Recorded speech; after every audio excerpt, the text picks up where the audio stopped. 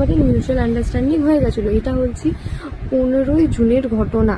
কারণ কি আমরা 14ই জুন পুলিশ স্টেশনে যাই, যেখানে অনেকই ক্রিয়েটার, অনেকই ভিডিও যারা বানিয়েছেন, এবং আমি এখানে একজনের নাম উল্লেখ করতে চাই, মিস্টার উত্তরণ পাঠক, যিনি মেনশন করেছে কি আমি নাকি ছেলেটাকে মিথ্যে অভিযোগ দিয়ে মিথ্যে কেসে ফাঁসিয়েছি এবং তাকে পুলিশ দিয়ে আমি মার খাইয়েছি।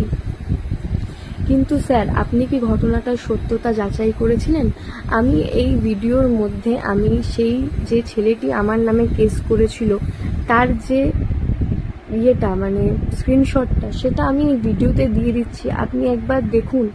আমি প্রথম থেকে আজ অবধি, আজ 18ই জুন, আমি এখনও ছেলেটির নামে কেস করিনি। তার কারণ হচ্ছে ছেলেটির সাথে আমার মিউচুয়াল আন্ডারস্ট্যান্ডিং হয়ে গেছিল। ছেলেটি আমাকে বলেছিল কি আমি চেষ্টা করছি ভিডিওটা ডিলিট করে দেওয়ার, কিন্তু যেটা হয় কি ছেলেটি ভিডিওটি ডিলিট করতে পারে না, কারণ কি ভিডিওটা ততক্ষণে অনেকটা ভাইরাল হয়ে গেছে।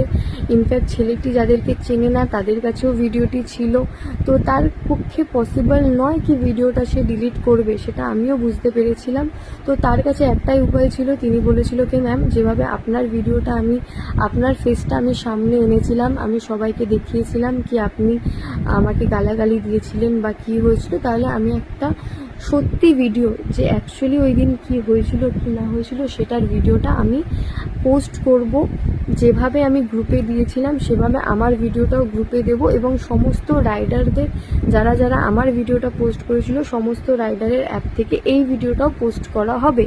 কিন্তু এখানে যে মেন ব্যাপারটা হয়ে যায় কি, ছেলেটাকে তখন র্যাপিডো ড্রাইভাররাই প্রেশার দিতে শুরু করে কি ভিডিও আমরা ডিলিট করব না, কারণ কি ততক্ষণই ভিডিওটা থেকে অনেক অনেক অনেক লাইক চলে এসছে, অনেক অনেক ইনকাম করে নিয়েছে।